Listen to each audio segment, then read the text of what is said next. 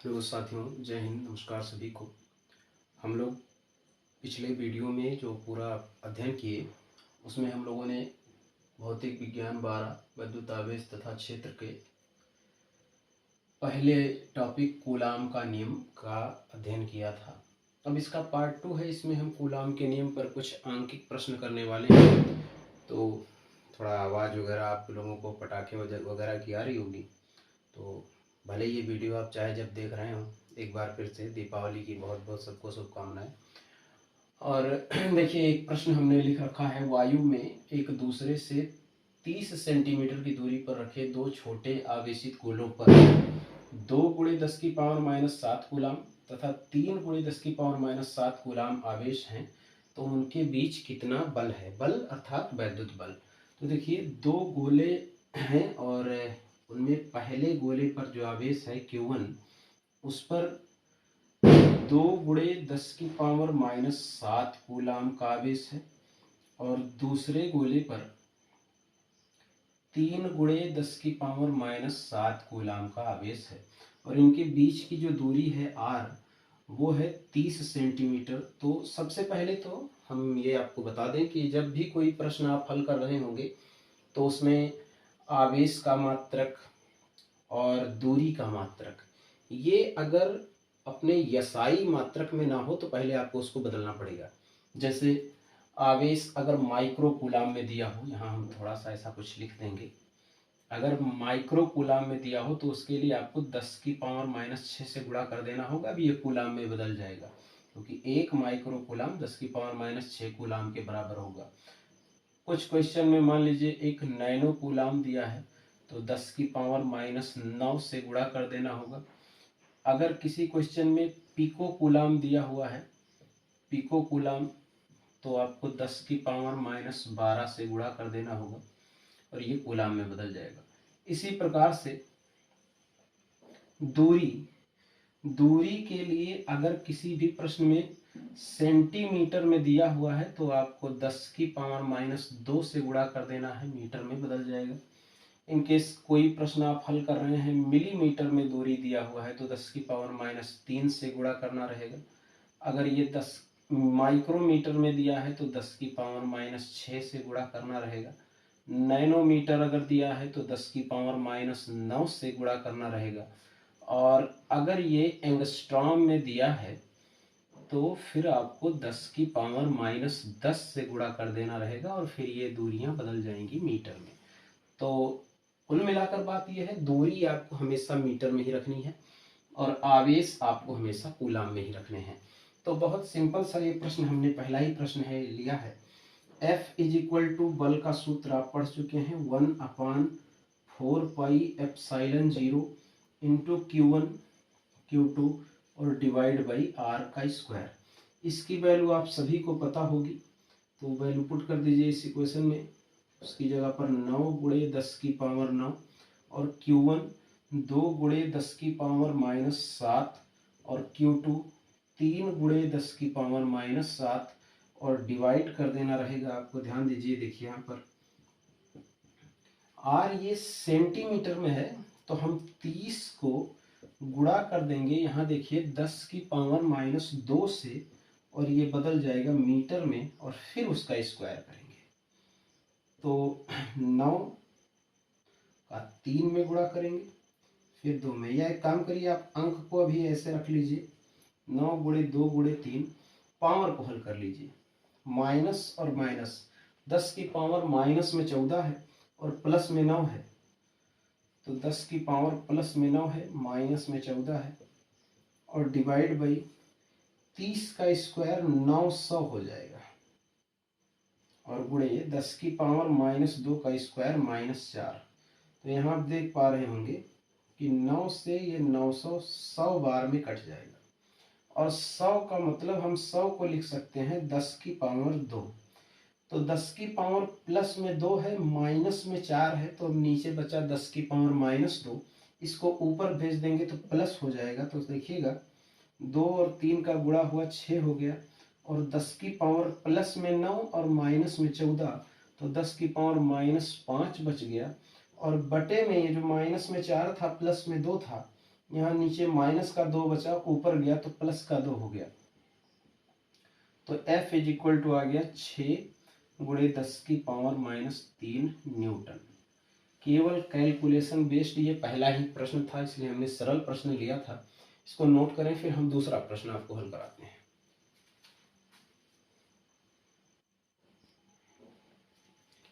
तो दोस्तों दूसरा प्रश्न है आज हम सबका कि हाइड्रोजन परमाणु में इलेक्ट्रॉन तथा प्रोटॉन के बीच की दूरी, हम लिख देंगे प्रश्न को। क्वेश्चन है हाइड्रोजन परमाणु में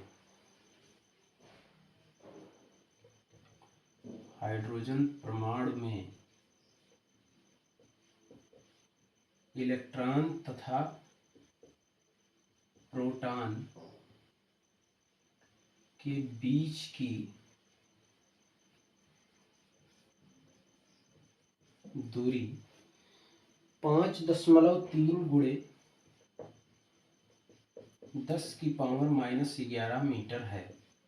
और आगे प्रश्न में इन्होंने कहा है इनके बीच आकर्षण बल का मान ज्ञात कीजिए। इनके बीच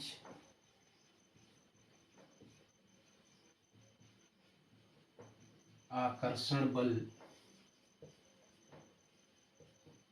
का मान ज्ञात कीजिए। हाइड्रोजन परमाणु में इलेक्ट्रॉन तथा प्रोटॉन के बीच की दूरी 5.3 गुणे 10⁻⁻11 मीटर है। इनके बीच आकर्षण बल का मान ज्ञात कीजिए। देखिए पहले हम दी गई रीडिंग्स को लिख लेंगे। पहला आवेश हमारा यहाँ पर इलेक्ट्रॉन है और उस पर आवेश होता है 1.6 गुणे 10⁻⁻19 कूलम का। ध्यान रहे ये सभी जानते होंगे कि ये ऋणावेश होता है। और दूसरा जो आवेश है वो प्रोटॉन है और प्रोटॉन पर इलेक्ट्रॉन के बराबर आवेश होता है, लेकिन इसका जो प्रकृति है वो धनावेश होता है। तो अभी ये क्वेश्चन में ही देखिए इन्होंने कह दिया है आकर्षण बल ज्ञात कीजिए, क्योंकि एक इलेक्ट्रॉन जो है नेगेटिव है और प्रोटॉन पॉजिटिव है, तो जाहिर सी बात है दोनों अलग अलग प्रकार के आवेश हैं तो बल आकर्षण ही लग रहा होगा। और बीच की दूरी r भी दिया है 5.3 × 10⁻11 मीटर। सिंपल सा सूत्र है, फार्मूला याद होगा 1/4πε0 × Q1 Q2 और डिवाइड बाई r का स्क्वायर। वैल्यू रख देंगे मित्रों। इसका मान सबको याद होगा 9 गुणे 10⁻9। Q1 का मान 1.6 गुणे 10⁻19 और Q2 का मान भी 1.6 गुणे 10⁻19 और डिवाइड करना है हमें 5.3 × 10⁻11 और इसका स्क्वायर है। तो देखिए 9 को ऐसे लिख लेते हैं हम अभी 1.6 और 1.6 का गुणा करेंगे हो जाएगा 2.56। अब पावर को एक ही बार में तेजी से सिंप्लीफाई करेंगे। बहुत छोटे प्रश्न हैं और हम उम्मीद करते हैं कि जब हम ये प्रश्न लिखेंगे, आप जब भी इस वीडियो को देख रहे होंगे आप खुद भी रफ पर इसको हल कर रहे होंगे और हमसे पहले आप आंसर लेकर के आए। पावर 10⁻⁻19 यहाँ है और 10⁻⁻19 यहाँ है। बेस 10 ही है तो जुड़ जाएगा, पावर माइनस में 38 हो जाएगा। तो हम इकट्ठे लिख देंगे प्लस में 9 और 10 की पावर माइनस में 38 और डिवाइड करना है 5.3 का वर्ग है। देखिए मित्रों 9 3 पचे 15, फिर 5 3 15 के 5 और 5 पचे 25 और 1 26। 9 5 5 10 के 0 6 1 7 1 8 और ये 2 28.09 आएगा मित्र, 28.09 और पावर हो जाएगा 10⁻⁻11। 11 का स्क्वायर कभी कभार हम लोग जब क्लास में पढ़ा रहे होते हैं तो बच्चों से ऐसे हंसी मजाक में कह देते हैं 10⁻11 का जो स्क्वायर है। तो बच्चे ऐसे कभी कभार जब हम लोग क्लास में पढ़ाते समय ऐसे कह देते हैं कि 10⁻11 का स्क्वायर -121 हो जाएगा, लेकिन ऐसा नहीं है। पावर के ऊपर पावर होता है तो पावर का गुणा हो जाता है, तो 11 का गुणा होगा तो -22 हो जाएगा, तो 10⁻22। अब देखिए इसका गुणा कर लीजिए, इसमें 9 का पहाड़ा 6 बार पढ़ेंगे तो 54 के 4, फिर 9 का पहाड़ा 5 बार 45 और 5 हासिल आ गया, तो ये हो गया आपका 50 के 0 और 9 दूनी 18 और 5 23 और गुणे 10 की पावर देख लीजिएगा, माइनस में 38 है और प्लस में 9 है तो -29, 10 की पावर में -29 और ये जो बटे में आप देख रहे हैं ये भी ऊपर जाएगा प्लस हो जाएगा, ये 10 की पावर +22 क्योंकि यहाँ माइनस में है, ऊपर अंश में ले जाएंगे तो प्लस हो जाएगा और डिवाइड करना रहेगा हमें 28.09 से। तो अब डिवाइड कर लेंगे और इसका मान आसानी से मिल जाएगा, डिवाइड आप कर लेंगे, हम आंसर लिख देते हैं 8.2 और गुणे 10 की पावर देख लीजिए, प्लस में 22 है और माइनस में 29 है तो बचेगा -7, लेकिन हमने इसको 230 किया तभी ये 8 बार गया तो पावर -8 न्यूटन होगा। तो ये है आकर्षण बल जो एक इलेक्ट्रॉन और प्रोटॉन के बीच में हाइड्रोजन परमाणु पे लगेगा, नोट कर लीजिए इसे।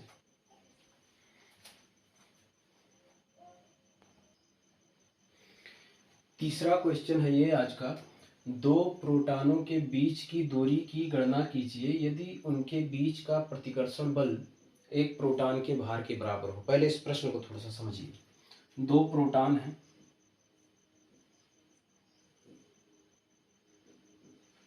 इनके बीच की दूरी r है, अब इनके बीच ये भी प्रोटॉन है ये भी प्रोटॉन है तो जाहिर सी बात है सेम टाइप के अगर चार्ज हैं तो प्रतिकर्षण बल लगेगा और उस प्रतिकर्षण बल का मान ज्ञात करने के लिए हम सूत्र यूज करेंगे कूलाम का, 1/4πε0 इंटू Q1 Q2 और डिवाइड बाई R का स्क्वायर, ये सूत्र यूज करेंगे। अब यहाँ Q1 यही हमारा प्रोटॉन है, इसकी जगह पर E रख लेंगे क्योंकि इलेक्ट्रॉन के बराबर चार्ज होता है, और ये Q2 ये भी हमारा प्रोटॉन ही है, इसका भी चार्ज E है। इनके बीच जो बल लग रहा है उसके लिए क्वेश्चन में कुछ आपको एक हिंट दिया गया है, प्रतिकर्षण बल एक प्रोटॉन के भार के बराबर है, यानी ये जो F है, F एक प्रोटॉन का भार यानी mp, ये द्रव्यमान हुआ और अगर इसी में g से गुणा कर देंगे मित्रों तो ये बल बन जाएगा, तो ये भार बन जाएगा और यही जो भार है ये बराबर है प्रतिकर्षण बल के। अब यहाँ कुछ डाटा आपको पहले से याद होगा, हम लिख देते हैं F की जगह पर लिखेंगे मास ऑफ प्रोटॉन इंटू जी। अब ये भार बन गया और यही जो भार है ये बराबर है प्रतिकर्षण बल के, इक्वल टू 1/4πε0 का मान रख देंगे 9 × 10⁹ और इंटू Q1 1.6 × 10⁻⁻19 इलेक्ट्रॉन के बराबर चार्ज और दूसरा 1.6 × 10⁻⁻19 क्योंकि वो भी प्रोटॉन ही है और इनके बीच की दूरी को हम r मान चुके हैं तो r² से डिवाइड कर देंगे। एक रीडिंग आपको यहाँ याद होनी चाहिए, mp ये 1.67 × 10⁻⁻27 kg होता है। अगर आप इसमें नहीं याद रख पाते हैं तो ये इसमें बहुत ज़्यादा घबराने की ज़रूरत नहीं है, ये प्रश्न में दिया रहता है ब्रैकेट में इलेक्ट्रॉन का द्रव्यमान, प्रोटॉन का द्रव्यमान, और ये जो g है सामान्यतः इसको यूज करते समय कभी भी न्यूमेरिकल में हम लोग 10 रख देते हैं लेकिन इसका मान 9.8 ही होता है। कभी कभार इसको हम यूज करने के लिए आसानी के लिए सरलता के लिए 10 रख लिया करते हैं, 10 मीटर/सेकंड का स्क्वायर, ठीक है। तो इस प्रश्न को देखिए, ये प्रश्न आप क्वेश्चन में अगर ब्रैकेट में ये रीडिंग दिया हुआ है तो ये रखकर लगाइए 9.8, अन्यथा आप 10 रख दीजिएगा, कोई दिक्कत नहीं, सही रहेगा ये सवाल। तो पक्षांतर कर दीजिए, r² इधर आ जाएगा, r² इधर लिख लिया हमने और 9 × 10⁹ और गुणे ध्यान दीजिएगा 1.6 × 1.6, अभी हम स्क्वायर नहीं करेंगे, 10 की पावर -19 और 10 की पावर -19 ये जुड़कर 10 की पावर -38 हो गया, और डिवाइड कर देंगे हम। जब आर स्क्वायर इधर आया तो ये पूरा इधर जाएगा, एम पी इंटू जी। तो ये दोनों वैल्यू यहाँ लिखी हुई हैं, 1.67 गुणे 10 की पावर -27, और जी की जगह पर हम 10 रख रहे हैं। ध्यान दीजिएगा, इस प्रश्न में अगर ये रीडिंग दी हुई है पूरा एग्जैक्ट तो आपको यही रखना है, अन्यथा आप 9.8 की जगह 10 रख सकते हैं। ऊपर लिखी हर वैल्यू दशमलव के एक ही डिजिट तक है, तो हम इस द्रव्यमान को भी दशमलव के एक ही डिजिट तक रखेंगे, यानी ये 7 को हम नहीं रखने वाले हैं, 7 को डिलीट कर दे रहे हैं।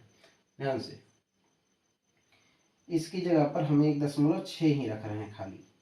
तो इस 1.6 से 1.6 कट गया, और ध्यान दीजिए यहाँ R square is equal to, अब हो गया 16 का पहाड़ा 9 बार पढ़िए तो हो जाता है 144। क्योंकि यहाँ एक अंक पर दशमलव है तो 14.4। पावर देख लेते हैं हम लोग इकट्ठे। ये 10 पावर प्लस में 10 की पावर 1 और 10 की पावर -27, ये बचेगा नीचे 10 की पावर -26, और ये 10 की पावर -26 अगर हम अंश भेजेंगे तो ये हो जाएगा 10 की पावर +26। तो इकट्ठे लिखते हैं, 10 की पावर 9 है और फिर 10 की पावर 26 है, और माइनस में है 10 की power -38। R square is equal to 26 में 9 जुड़ गया 35 हो गया, और 35 में से 3 घट गया, 38 घट गया तो 3 बच गया। 14.4 गुणे 10 की पावर -3, इसको आप ऐसा लिख सकते हैं, R square is equal to 144 गुणे 10 की power -4। R is equal to root लगा दीजिए 144 गुणे 10 की पावर -4 के ऊपर, तो ये 12 हो जाएगा इसका वर्गमूल, और गुणे 10 की पावर -4 का वर्गमूल -2, आंसर मीटर में आएगा। आप चाहें तो ऐसे ही रहने दें, ओ आर इज इक्वल टू 12 और 10 की पावर -2 को हटा करके हम मीटर लिख देंगे, तो ये हमारा आंसर हो जाएगा। नोट कर लीजिए इसे।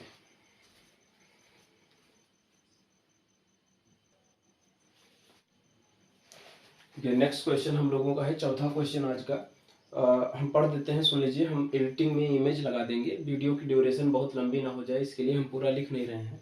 2 समान गोले हैं जिन पर विपरीत आवेश है और असमान है। 2 समान गोले जिन पर विपरीत किंतु असमान आवेश हैं, एक दूसरे से 90 सेंटीमीटर दूरी पर रखे हैं। ये इन दोनों के बीच की जो दूरी है वो 90 सेंटीमीटर है। असमान मतलब कोई एक पॉजिटिव होगा, दूसरा निगेटिव होगा, या पहला निगेटिव दूसरा, समान नहीं है। कुल मिलाकर बात, इनके बीच की दूरी 90 सेंटीमीटर है। अब प्रश्न में क्या कहा गया, इन दोनों को स्पर्श कराया जाता है। दोनों ही गोले समान है, ध्यान से रहे, ये गोले समान है, आवेश नहीं। गोले समान है मतलब इनकी त्रिज्या समान होगी, इनका पूरा आयतन समान होगा, सारी चीजें इनकी सेम होगी। इन दोनों गोलों को जब स्पर्श करा दिया जाता है और फिर उतनी ही दूरी पर रख दिया जाता है, तो एक चीज आप ध्यान रखेंगे, स्पर्श कराने के उपरांत, स्पर्श कराने पर आवेश बराबर हो जाते हैं। स्पर्श कराने पर आवेश बराबर हो जाते हैं। कुछ इस प्रकार से हम एक उदाहरण हमने एक गोले पर मान लिया, ये उस क्वेश्चन से बिल्कुल भी रिलेट मत करिएगा, मतलब टॉपिक उसके लिए हम समझा रहे हैं कि स्पर्श कराने पर क्या होगा। एक पर +5 कूलाम का आवेश है, दूसरे पर -3 कूलाम का आवेश है, और इन दोनों को स्पर्श करा दिया गया, तो ये आवेश कितना कितना हो जाएगा अगर फिर से अलग अलग कर दिया जाए तब। तो ये सिंपल सा एक तरीका है। अगर गोले सब पूरी तरह से सेम है तो ये दोनों आवेश को आप जोड़ दिया करिए चिन्हों के साथ, इस पर 5 और उस पर -3, और 2 गोले थे, 2 से भाग कर देंगे, एक एक कूलाम दोनों पर आ जाएगा और धनावेश ही आएगा। इसमें जैसा एग्जाम्पल हमने लिया ये धनावेश ही आएगा। इनके ऐसा होता 5 कूलाम माइनस में होता और 3 कूलाम प्लस में होता। दोनों गोलों को जब स्पर्श कराया जाता तो -5 + 3 बटे में 2, तब दोनों पर -1 कूलाम का आवेश आता। तो इस प्रश्न में 2 गोले थे, इन पर असमान आवेश थे, एक दूसरे से 90 सेंटीमीटर की दूरी पर हैं, उनको स्पर्श करा दिया गया और फिर अलग अलग दूरी पर रख दिया गया। तो इन पर अब आवेश बराबर हो जाएंगे, धनात्मक होंगे या ऋणात्मक होंगे, वो डिपेंड करेगा कि किस तरह के आवेश प्रारंभ में थे, लेकिन अंत में दोनों सेम हो जाएंगे और उतनी ही दूरी पर फिर से रखे गए हैं, 90 सेंटीमीटर की दूरी पर ही रखे गए हैं। और आगे कहा गया है कि जब इनको उतनी ही दूरी पर रख दिया जाता है तो वे एक दूसरे को 0.025 के न्यूटन के बल से प्रतिकर्षित करते हैं। अंतिम आवेश मतलब यही Q का मान निकालना है, हमें अंतिम आवेश ज्ञात करना है। अंतिम आवेश यानी Q चाहिए। तो ध्यान से, जब इतनी दूरी पर रखा गया तो प्रतिकर्षण बल है 0.025 न्यूटन का। देखिए F बराबर 0.025 न्यूटन। आप इसको घात में बदल दीजिए, ये दशमलव को अगर दाईं ओर चलाया जाता है तो 10 की पावर माइनस में और घटता जाता है, तो यहाँ लाएंगे -1 -2 तो 25 गुणे 10 की पावर -3 न्यूटन का बल लगने लगता है। ठीक है, तो ये Q निकालना है। F बराबर सूत्र लगा देंगे 1/4 पाई एप्सिलॉन 0, इस पर भी Q, इस पर भी Q, तो Q1 इंटू Q2 यानी Q गुणे Q स्क्वायर और डिवाइड बाई R का स्क्वायर। R दिख रहा है 90 सेंटीमीटर है, हमें Q स्क्वायर पक्षांतर कर लिया, हो गया F गुणे R स्क्वायर और बटे में 1/4 पाई एप्सिलॉन 0। सारी वैल्यूज पता है। F का मान 25 गुणे 10 की पावर -3, R 90 सेंटीमीटर है, तो हम इसको लिख सकते हैं 90 गुणे 10 की पावर -2 मीटर या 9 गुणे 10 की पावर -1 मीटर। तो 9 गुणे 10 की पावर -1 का होल स्क्वायर और डिवाइड बाई 1/4 पाई एप्सिलॉन 0, 9 गुणे 10 की पावर प्लस में 9, Q स्क्वायर 25 और ये 9 का वो 2 बार गुणा लिख देंगे, स्क्वायर नहीं करेंगे भी, ये कैंसिल हो जाएगा। 10 की पावर -1 का स्क्वायर 10 की पावर -2 और -3 यहाँ है तो 10 की पावर -5 डिवाइड में 9 गुणे 10 की पावर 9, 1 9 से 1 9 कैंसिल हो गया और ये 9 ऊपर भेज देंगे। ध्यान से देखिएगा, Q square is equal to 25 गुणे 9 गुणे 10 की पावर -5 है, ये -9 ऊपर जाएगा तो -9 और -5 -14। स्क्वायर अगर इधर से हटा के रूट लगा देंगे तो 25 का स्क्वायर रूट प्लस -5, 9 का 3 और गुणे 10 की पावर -7, तो +-15 गुणे 10 की पावर -7 कूलाम। ये अंतिम आवेश हो जाएगा दोनों ही गोलों पर।